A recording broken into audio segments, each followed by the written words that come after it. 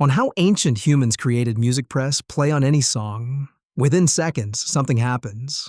Your foot starts tapping, your heartbeat shifts, and suddenly, people, places, moments you haven't thought about in years, they're all right there. That's strange when you think about it. Music isn't visible. You can't hold it. It's literally just air vibrating. And yet, it can make you cry, make you fearless, or make 10,000 strangers raise their hands and sing the same words at exactly the same time. Here's what neuroscience tells us. Music doesn't just feel pleasant. A 2011 study in Nature Neuroscience found that when people hear music they love, the brain releases dopamine, the same chemical tied to pleasure and reward. And here's the really interesting part. The dopamine hits before the best moment of the song arrives. Your brain is already responding to what it expects is coming. Music is literally hijacking your brain's reward system. So the real question isn't just why we love music. The real question is, why does sound have this kind of power over us at all? And here's where it gets fascinating. Humans were making music tens of thousands of years before cities, writing, or anything we'd call civilization existed. Archaeologists found bone flutes in a cave in Germany, carved from vulture wing bones with precisely made finger holes, dated at 35,000 to 40,000 years old. Early humans weren't just surviving, they were carving instruments. That means music wasn't a luxury invented after life got comfortable. It may have been something far more essential than that. When most people imagine ancient music, they picture instruments, drums, flutes, horns. But music almost certainly came before any of that. It started with the body. Think about a mother holding a newborn. The baby can't speak. It doesn't understand words, but it recognizes her voice. She rocks it slowly and hums. No lyrics, no melody, just a repeated sound with a gentle rhythm. That's already music. A 2020 study in Nature Human Behavior found something remarkable.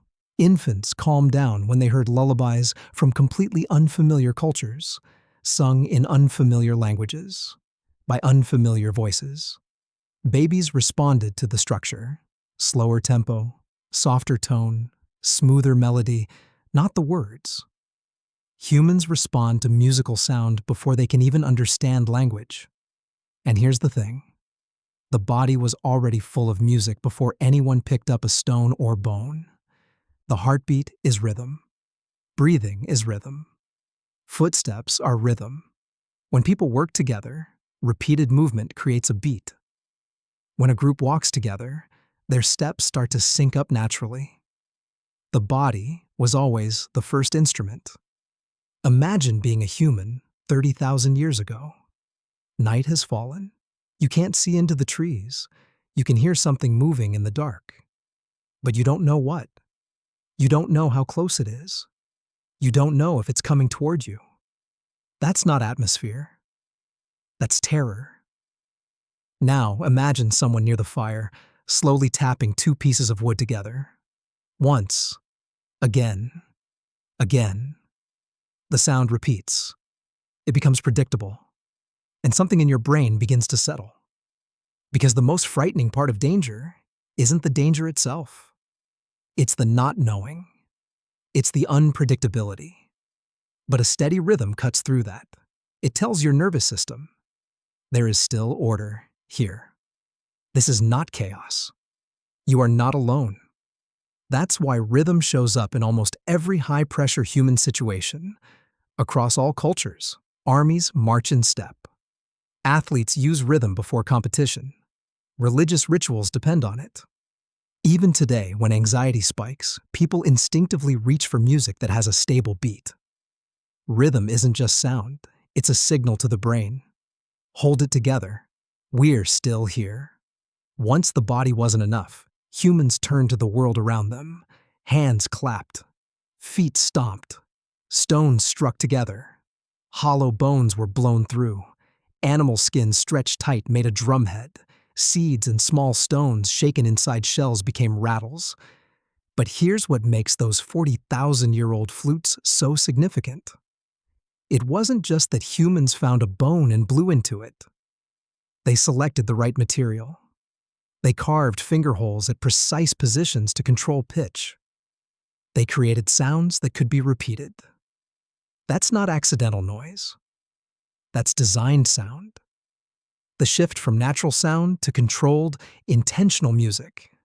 That's one of the most human things that has ever happened. The most powerful thing music does might have nothing to do with melody. It might be synchronization.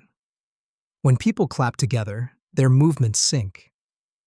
When people sing together, their breathing syncs. When people move to the same beat, their bodies sync. And something deeper happens too.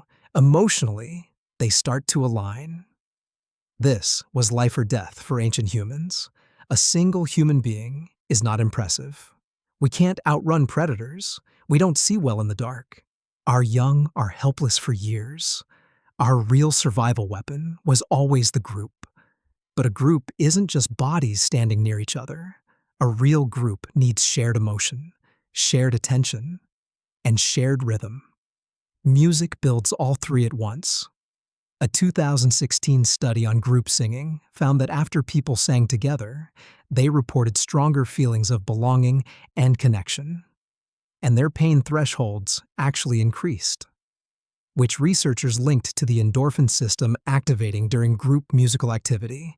Music doesn't just happen in the ears, it changes the distance between people. Before a hunt, rhythm raised collective energy. During a ritual, shared song pulled everyone into the same emotional state.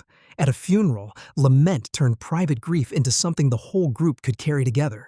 Music was a technology for turning scattered individuals into something unified. And that's why it still works this way today. At a concert, thousands of strangers singing the same words at the same moment. That's not just entertainment. Something ancient is being activated. A feeling that humans have been chasing for tens of thousands of years. I am not alone. I belong here. Music had one more crucial function that often gets overlooked. It let people be seen. In a world without resumes, social media, or status symbols, how did you demonstrate your value to others in your group? Strength, skill, memory, storytelling, and performance.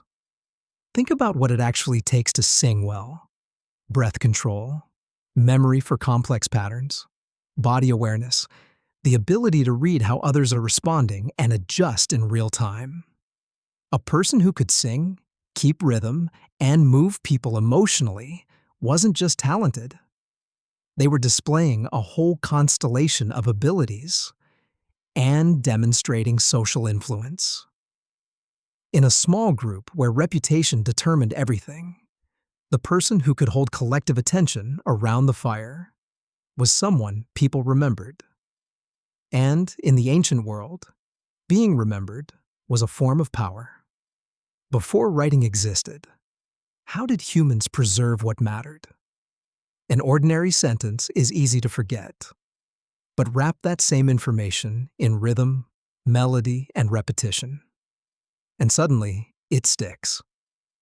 Ancient songs likely weren't only entertainment.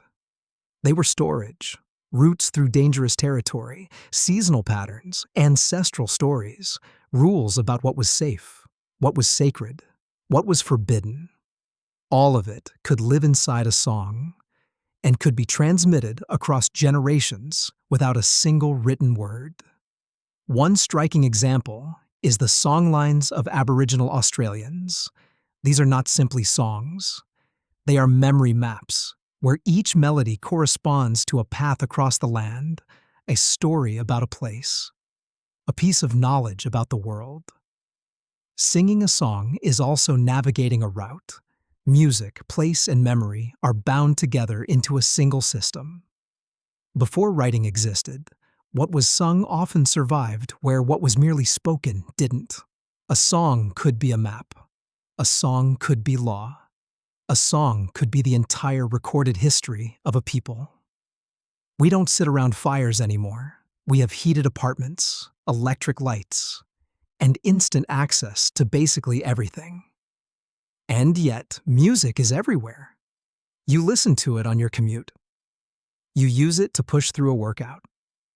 You play the same song on repeat after a breakup. Films use it to make you cry on command. Stores use it to slow your shopping pace. Weddings, funerals, ceremonies, stadiums, music is doing something in every single one of these moments. Because it's still performing its ancient functions, on a personal level, music activates the brain's reward system and regulates emotion. On a collective level, it creates synchronization and belonging. It works as an individual tool and as a group one, sometimes simultaneously. When you're alone with headphones and a song hits you somewhere deep in the chest, that's not a small thing. Music is helping you locate an emotion that was too blurry to name without it. When a beat helps you push through the last 10 minutes of a hard run, that's rhythm doing what it's always done, organizing the body and the mind.